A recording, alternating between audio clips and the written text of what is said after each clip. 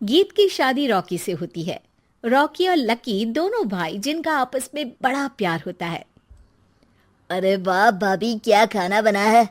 अब तो घर में ही होटल वाला स्वाद रोज मिला करेगा। अरे लकी, तुम अभी जानते नहीं हो मुझे। तुम बस डिश का नाम बोलो, मैं तुम्हें इसी किचन में बनाकर खिलाऊंगी। चढ़ा रहा है तुम्हें ये, और तुम भी ना। गीत रॉकी के छोटे भाई को दोस्त की तरह मानती। वो रॉकी के साथ उसकी भी जरूरतों का ध्यान रखती। लकी, ये रहे तुम्हारे कपड़े, धोकर प्रेस करवा दिया है, अलमारी में सजा लो। अरे रख दो ना भाभी अलमारी में भी। हाँ हाँ, सब भाभी करेगी तो तू क्या करेगा। रहने दीजिए ना माँ जी, शादी हो जाएगी तो खुद ही सुधर जाएगा। अरे रहने दो यार, तुम दोनों मेरे कपड़े यहीं पे रख दो। एक कपड़े अलमारी में रखने को क्या बोल दिया, शुरू हो गई। एक दिन, रॉकी सुनिए ना, कल जल्दी आ जाना, मुझे मायके जाना है, या सुबह छोड़ दीजिए और शाम को लेकर आ जाना। अरे नहीं नहीं, कल तो बिल्कुल पॉसिबल नहीं है, कल मीटिंग है। तुम लकी के साथ चली जाओ ना, और उसे कह देना कि शाम को लेकर भी आ जाएगा। लकी भाभी को लेकर मायके जाता है, शाम को लेकर भी आता है। आते वक्त, लकी, तुम्हारे लिए मैंने एक लड़की देखी है, बहुत सुंदर है। अच्छा, क्या बात है भाभी, मुझे भी दिखा दो। और उससे भी पूछ लो कि मुझसे शादी करेगी ना। इतनी सुंदर होगी तो मुझसे क्यों शादी करेगी भाभी। अरे वाह, क्या बुराई है तुम में, इतने अच्छे हो दिखने में। हाँ, बस अपनी भैया से थोड़ा कम हो। हाँ भाभी, आपको तो भैया से अच्छा कोई लगता ही नहीं है। लकी, तुम्हारे भैया हैं ही लाखों में एक। रात में दोनों घर आते हैं, लेकिन थोड़ी ही देर में उनके घर रॉकी की मौत की खबर आती है। हे भगवान, ये क्या हो गया। मेरा बेटा मुझे वापस कर दो। सब मिलकर माँ और गीत को संभालते हैं। एक दिन, गीत बेटा, अब तो रॉकी रहा नहीं। तू देख ले, अगर मायके जाना हो तो। गीत कुछ नहीं बोलती और कमरे में चली जाती है। एक दिन बुआ सास उन लोगों के घर आती है। अरे भाभी, किसकी नजर लग गई आप लोगों के घर में। मुझे तो लगता है कि इस लड़की के ही पैर ठीक नहीं है, तभी तो आते ही हमारे घर का चिराग खा गई। बुआ सास की बात सुनकर गीत को रोना आ जाता है। वो अपने कमरे में जाकर जोर जोर से रोने लगती है। लकी को ये सब देखकर अच्छा नहीं लगता। बुआ क्या बोल रही हैं? किसी का जीना मरना ऊपर वाले के हाथ होता है, ना कि किसी के पैर पर। अरे देख लो भाभी, छोटा भी हाथ से निकल रहा है। ऐसा ना हो कि ये लड़की सबको आपके खिलाफ कर दे। तभी वहां गीत चाय लेकर आती है। लीजिए बुआ जी, चाय पी लीजिए। बुआ तो घर से चली जाती है, लेकिन सास के मन में गीत को लेकर नेगेटिव विचार भर जाते हैं। अब देख गीता, बहुत हुआ, यहाँ रहकर भी कुछ नहीं होगा। अच्छा होगा कि अपने मम्मी पापा को बोल के तुझे यहाँ से लेकर जाए। और गीत अपने मायके चली जाती है, जहां आस पड़ोस के लोग कहते हैं, अरे रे, बेचारी की शादी के 2 साल ही हुए थे, लेकिन पति नहीं रहा। सास ने भी घर से निकाल दिया। देखो भाई भाभी कब तक साथ रखते हैं। और शादी करा देनी चाहिए इसकी, तो उम्र ही क्या है इसकी। हाँ, लेकिन करेगा कौन। एक तो शादीशुदा, ऊपर से कलंक पति की मौत का। तभी वहां लकी आ जाता है और वो पड़ोसियों की बात सुन लेता है। लकी, तुम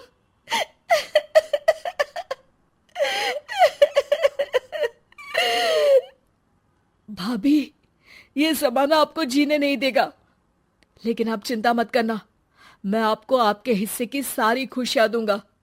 लीजिए, माँ ने आपका ये बैग भेजा है। इसमें आपके जरूरी सामान है जो वहीं रह गए थे। लकी देखता है कि गीत को ससुराल से लेकर मायके तक हर जगह सिर्फ ताने ही सुनने पड़ते हैं। वो सीधे अपनी माँ के पास जाता है। माँ, एक बात सुनो, ये कहाँ का न्याय है।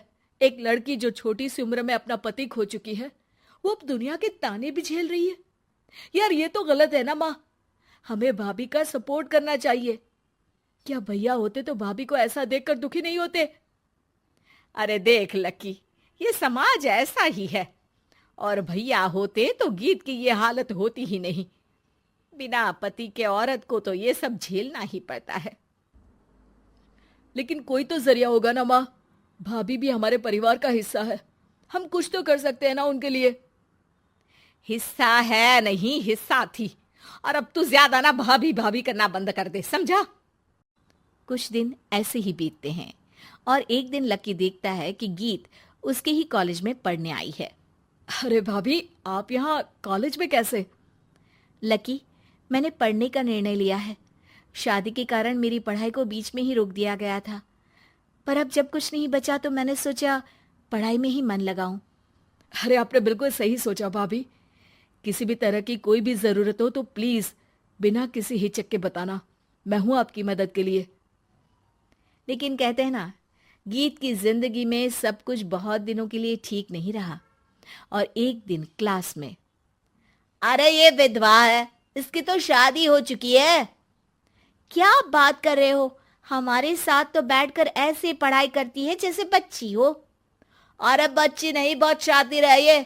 किसी को नहीं बताया कि ये शादीशुदा है, वरना हम इसे आंटी आंटी कहकर पुकारते ना।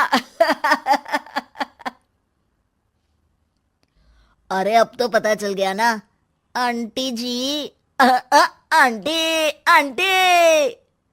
फिर क्या, सभी गीत को आंटी बोलकर चिढ़ाने लगते हैं।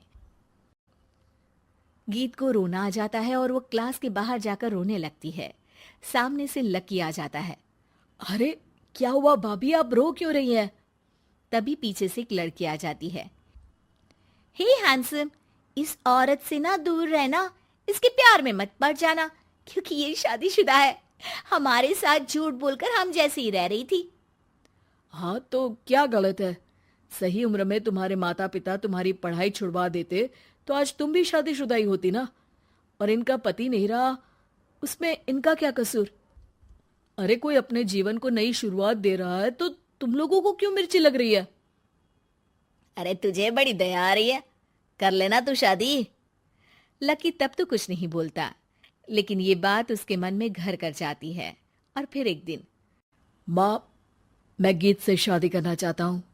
अरे क्या बक रहा है बेटा, तेरा भाई तो खा गई वो, अब मैं अपना दूसरा लड़का नहीं खो सकती।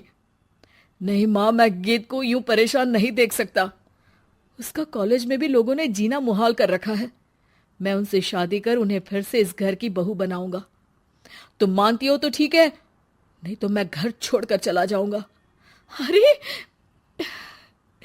मुझे मंजूर है बेटा। लकी माँ के साथ गीत के घर जाता है और उसका हाथ मांगता है। घर वाले मान जाते हैं। थोड़े से इनकार के बाद गीत भी लकी से शादी करने को मान जाती है। घर का बंटवारा। अरे विनोद, तूने हलवाई को सारा सामान तो दे दिया है ना? अक्षय की शादी में कोई कमी नहीं रहनी चाहिए, आखिर सबसे छोटा भाई है तुम सबका। हाँ माँ, आप चिंता मत करो, मैं पूरा ध्यान रखूंगा। मंगल बेटा, तूने तो कहा था कि फूल का ऑर्डर दे दिया है, यहाँ तो फूल पहुँचे ही नहीं। अब क्या बहू की विदाई के बाद फूल आएंगे? माँ, मैंने अभी बात की है फूल वाले से, वो रास्ते में ही है। आप किशोर भैया से क्यों नहीं कहती कुछ करने को? किशोर पहले ही मेरे बताए काम कर रहा है। पास के सभी रिश्तेदारों और मोहल्ले वालों को कार्ड वही तो देकर आया था। रिसेप्शन के लिए हॉल भी उसी ने बुक किया था। टेंट कुर्सी वालों को भी तो वही देख रहा है। पर कई मोहल्ले वाले तो हमारे भरे पूरे परिवार से जलते भी हैं। उन्हें बुलाने की क्या जरूरत थी? बेटा, शादी ब्याह में तो बुलाना ही पड़ता है, नहीं तो लोग क्या कहेंगे। दादी दादी देखो ना, हलवाई अंकल हमें लड्डू नहीं दे रहे, आप इनको डांटो ना। अरे चैन सुख दे देना बच्चों को लड्डू, क्यों तंग कर रहा है इन्हें? बीबी जी, मैं कहाँ मना कर रहा हूँ, लेकिन लड्डू बनते ही ये बच्चे उठा उठा कर खा लेते हैं। अरे मैं तो इन्हें थाल में रख के परोस भी नहीं पा रहा। भागो, अब कोल्ड ड्रिंक पीने चलते हैं। भागो भागो, अब कोल्ड ड्रिंक पीने चलते हैं। जैसे कि आप देख रहे हैं, आज इस घर के सबसे छोटे बेटे अक्षय की शादी है। घर में बहुत चहल पहल है। कुलभूषण की बीवी कमला को फुर्सत ही नहीं है कामों से, लेकिन कुलभूषण और घर के बाकी लोग कहाँ हैं? आइए देखते हैं। अजी, आप यहाँ आराम से बैठकर गाने सुन रहे हो और घर में अभी तक इतने काम बचे हैं करने को। अरे भाई, मेरे सबसे छोटे बेटे की शादी है, इसके बाद तो मैं अब चिंता मुक्त हो ही जाऊंगा। और फिर घर में तुम हो, बेटे बहुएं हैं, तुम लोगों के होते हुए मैं क्यों काम करूं? मैं तो शान से बेटे की शादी में जाऊंगा तैयार होकर। अरे ठीक है, अब आप आराम ही कीजिए। एक बार अभिषेक की बीवी आ जाए, फिर मैं भी आराम करूंगी और मेरी चारों बहुएं पूरे घर की जिम्मेदारियां संभाल लेगी। इतना कहकर कमला वापस अपने काम में लग जाती है। बेटा भी, तू अब तक तैयार नहीं हुआ? किससे बात कर रहा है फोन पर? तैयार कैसे हूँ? सैलून जाने से तो आपने मना किया है क्योंकि मुझे हल्दी लग चुकी है। भाभीियों को देखो, सुबह से पार्लर में है। अक्षय की शादी हो जाती है और नंदिता बहू बनकर घर आ जाती है, लेकिन इस घर की खुशियों को मानो किसी की नजर लग गई थी। नंदिता के आने के बाद आए दिन घर की शांति भंग होती रहती। अपने माँ बाप की इकलौती बेटी को इतने बड़े परिवार की जिम्मेदारियां कहाँ संभालनी थी? अभी देखो ना, मेरे हाथों की मेहंदी भी अभी नहीं उतरी है और तुम्हारी मम्मी ने मुझे घर के कामों में लगा दिया। मैंने सोचा था कि घर की सबसे छोटी बहू होने के कारण मुझे सब पलकों पर बिठा के रखेंगे, पर यहाँ तो पलक झपकने की भी फुर्सत नहीं मिलती। देखो नंदू, शादी के पहले ही मेरे घर वालों ने तुम्हें और तुम्हारे पेरेंट्स को बता दिया था कि मैं जॉइंट फैमिली में रहता हूँ, तो फिर अब ये शिकायत क्यों? और फिर तुमसे पहले मेरी भाभी भी तो आई थी शादी करके, उन्होंने तो कभी कुछ नहीं कहा। नंदिता तब तो चुप हो जाती है, लेकिन ऐसा बहुत दिनों तक नहीं चलता। अरे नंदिता, माँ बाबूजी की दवाई का टाइम हो गया है, उन्हें दवाई दिलाओ और उसके बाद सबके लिए नाश्ता बना देना। पर भाभी, मैं तो अभी अपना फेवरेट सीरियल देख रही हूँ। प्लीज मेरी जगह आप कर लो ना ये काम। ठीक है, मैं तेरी जगह माँ बाबूजी को दवाई दे आती हूँ और नाश्ता बना लेती हूँ। तू मेरी जगह पूरे घर की डस्टिंग करके 5 बच्चों को स्कूल के लिए तैयार करके भेज देना और दोपहर का खाना बनाने के बाद कपड़े धोकर सुखा देना।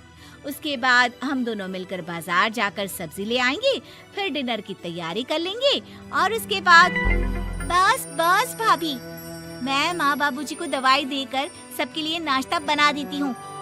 हे भगवान, ये कहाँ लाकर फंसा दिया मुझे। मेरे घर में तो गिनती की 8 रोटियां और 2 सब्जी बनती थी और नाश्ता निपट जाता था। यहाँ तो रोटियों का ढेर और सब्जियां बड़े बड़े पतीलों में बनानी पड़ती है।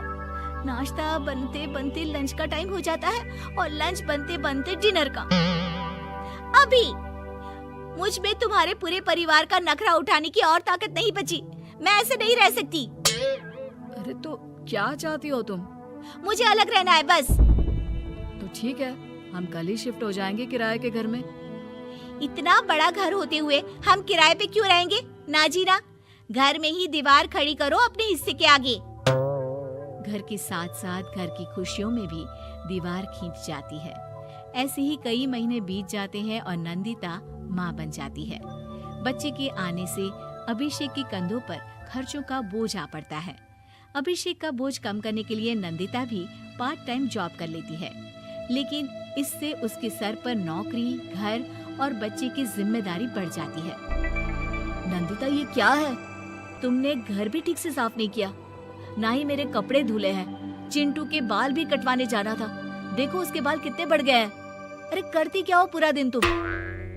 मैं करती क्या हूँ? तुम्हारा नाश्ता और लंच बनाने के बाद चिंटू को डे केयर सेंटर पर छोड़ कर आती हूँ, फिर खुद ऑफिस जाती हूँ। पूरा दिन काम करके आने के बाद बिना आराम किए बाजार से सब्जियाँ लेकर आती हूँ, घर आकर खाना बनाती हूँ, चिंटू को देखती हूँ और क्या करूँ मैं?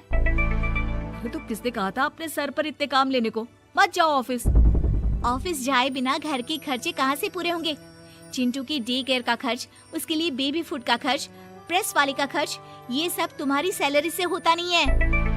अगर परिवार से अलग नहीं होती तो इतनी मुसीबतें नहीं उठानी पड़ती तुम्हें परिवार के साथ मिलकर काम करने में दिक्कत थी, लेकिन काम तो अब भी बहुत है तुम्हारे सर पर। चिंटू को भी डे केयर भेजने की जरूरत नहीं पड़ती।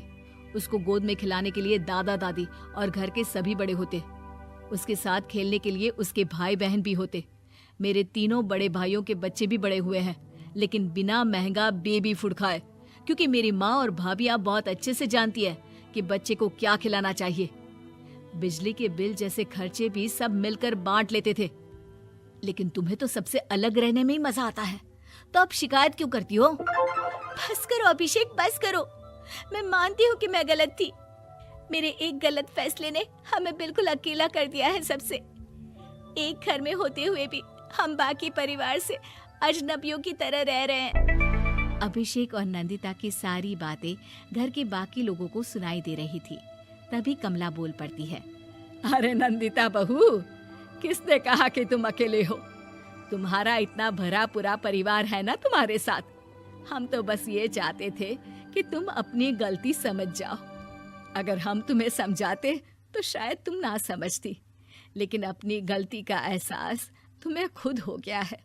तो अब तुम समझ चुकी हो परिवार में एक साथ रहने का मोल क्या होता है। मम्मी जी, मुझे माफ कर दीजिए, अब ऐसा दोबारा कभी नहीं होगा। अरे माफी बाद में, पहले मेरा पोता जरा मेरी गोद में तो दे, और तू जाकर सबके लिए चाय बना ला।